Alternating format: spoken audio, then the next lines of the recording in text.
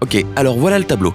C'est ton premier jour de boulot au département du transport de marchandises sur une navette spatiale de classe Baline et tu n'as qu'une chose à faire. Tu dois agiter un bâton lumineux quand on le demande et l'éteindre quand tu as fini de guider le responsable de la cargaison et que tout est entreposé en soute. C'est assez simple, non ? Mais tout à coup, comme sorti de nulle part, un vaisseau spatial arrive et tu entends une explosion qui t'envoie de l'autre bout de la cabine. Ta tête heurte le sol avec un bruit sourd et quand tu commences à revenir à toi, tu l'entends. Cette profonde et inimitable respiration mécanique. Ça souffle et ça expire. Il n'y a qu'un être au monde qui respire comme ça, et c'est Dark Vador. Tu n'as qu'une seule chose en tête. Oh non, notre vaisseau est attaqué par Dark Vador et ses sbires. Comment vais-je m'en sortir vivant ? Bien sûr, Dark Vador n'a pas toujours été un seigneur Sith sombre et menaçant. Bien avant que le sénateur Palpatine, alias Dark Sidious, ne l'envoie du côté obscur de la Force, Vador n'était qu'un gamin prétentieux nommé Anakin Skywalker. Après avoir été libéré grâce à un pari dans une course de pod par le maître Jedi Qui-Gon Jinn, et grâce aussi à ses compétences hors du commun, le jeune Anakin s'est retrouvé plongé dans une bataille pour protéger la galaxie. Qui-Gon avait découvert que le garçon était rempli de midi-chloriens, et l'avait pris pour le prophète qui apporterait l'équilibre à la Force. Bon, et avant que tu me tombes dessus pour me dire à quel point c'est stupide de croire à une force qui se voit réduite à des formes de vie microscopiques et symbiotiques, sache que je suis d'accord avec toi là-dessus. Mais bon, quoi qu'il en soit, Anakin Skywalker, devenu grand, commence sa formation de Jedi sous la direction d'Obi-Wan Kenobi, lui-même ancien élève de Qui-Gon. Il tombe amoureux d'une princesse qui devient reine et sénatrice galactique, nommée Padmé Amidala. Si tu as vu les films, tu connais l'histoire, et si ce n'est pas le cas, eh bien voilà à peu près les grandes lignes. Évidemment, c'est beaucoup plus complexe que cela, mais les autres histoires sont à peu près aussi excitantes que de regarder Direct Senna pendant des mois. Alors nous allons plutôt continuer, ok ? Palpatine manipule Anakin en jouant sur sa peur de perdre Padmé, et réussit à le faire rompre sa fidélité aux Jedi. Après un affrontement sanglant avec leur sabre laser sur une planète de lave, Obi-Wan abandonne Anakin laissé pour mort. Et de surcroît, sans extrémité inférieure.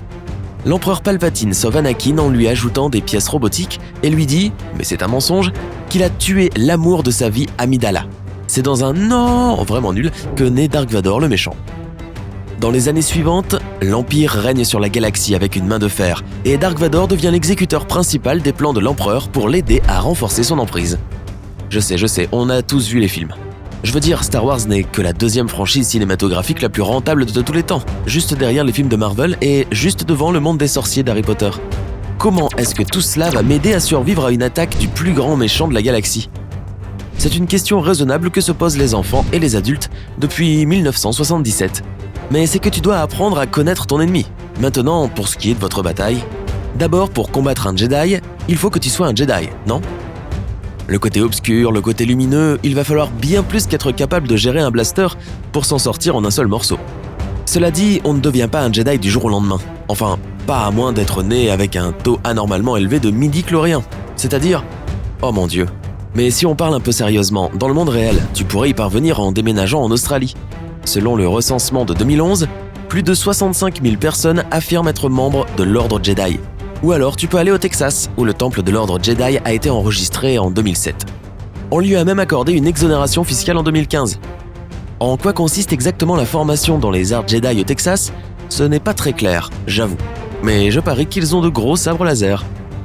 En fait, en février 2019, la Fédération française d'escrime a officiellement commencé à reconnaître le duel au sabre laser comme sport de compétition, lui donnant le même statut que les sabres et fleurets traditionnels utilisés lors des Jeux Olympiques. Naturellement, les sabres laser en polycarbonate ne seront pas à la hauteur de la lame à énergie plasma de Lord Vador.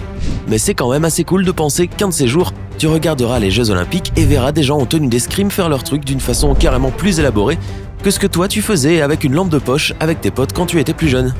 Mais si tu es un enfant âgé de 4 à 12 ans, tu peux aller au Disney World Hollywood Studios et rejoindre la Jedi Training Academy, même si de nombreux parcs à thème Disney ont fermé le programme ces dernières années. Je suis sûr que si tu es adolescent, tu adorerais travailler sur une navette spatiale, je me trompe ? Ok, je m'occupe des détails. Quoi qu'il en soit, il existe vraiment un spectacle de 20 minutes nommé Jedi Training Trials of the Temple. Il permet à des jeunes d'enfiler des robes et des sabres laser Jedi et de faire face à toutes sortes de célèbres méchants de la galaxie Star Wars, dont Dark Maul et bien sûr Dark Vador en personne. C'est pas cool ça ? Si cela avait existé quand j'étais petit, j'aurais probablement rendu fou mes parents en les suppliant constamment de m'inscrire. Mais je m'écarte, c'est mon défaut. Sortons du monde réel et revenons au problème actuel. Tu dois survivre à une bataille contre le Seigneur Sith. Ma première idée serait d'attaquer cette plaque sur sa poitrine. Je veux dire, à quoi servent toutes ces lumières et ces boutons? L'un d'eux doit être un bouton de marche arrêt, non? Bien que Vador soit peut-être plus qu'une machine qu'un homme, tordu et maléfique, je trouve qu'il est très peu probable que tu ailles plus loin que la longueur d'un bras avant d'être étranglé par la force en l'air. Jouer à l'opossum pourrait être une autre option. Ferme les yeux et prie pour ne pas éternuer pendant qu'il passe devant toi. Tu dois juste passer complètement inaperçu. Mais le problème, c'est qu'il est tellement bon à cause de la force. Cela signifie que Vador ne voit pas seulement avec ses yeux à travers les vitres teintées de son casque. Un Jedi regarde avec ses sens.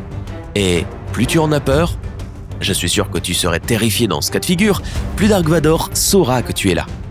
Ce qu'il décidera de faire à ce sujet est une toute autre histoire.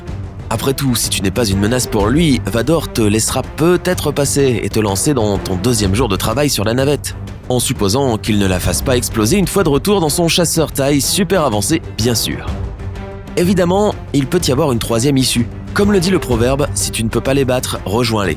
Et soyons réalistes, tes chances de survie avec Dark Vador vont de minces à nulles. Je veux dire, ce type étrangle les gens sans même les toucher. Je doute qu'il y ait un kit ADN pour vérifier ton taux de midi-chlorien. Mais si tu as le potentiel d'être un allié du côté obscur de la Force, il sera sans doute capable de le sentir tout seul. Même si tu n'as pas la constitution génétique d'un futur Seigneur Sith, peut-être que tu as ce qu'il faut pour être un Stormtrooper.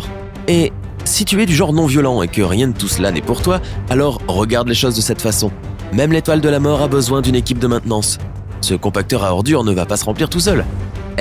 Peut-être que tu pourrais même faire venir Vador du côté sympa. Ouais. Et toi, comment tu te débrouillerais si tu te retrouvais face à face avec Dark Vador? Dis-moi si tu vois d'autres issues dans les commentaires ci-dessous. Si tu as appris quelque chose de nouveau aujourd'hui, donne à cette vidéo un j'aime et partage-la avec un ami. Et regarde, voici d'autres vidéos intéressantes à voir du côté sympa de la vie.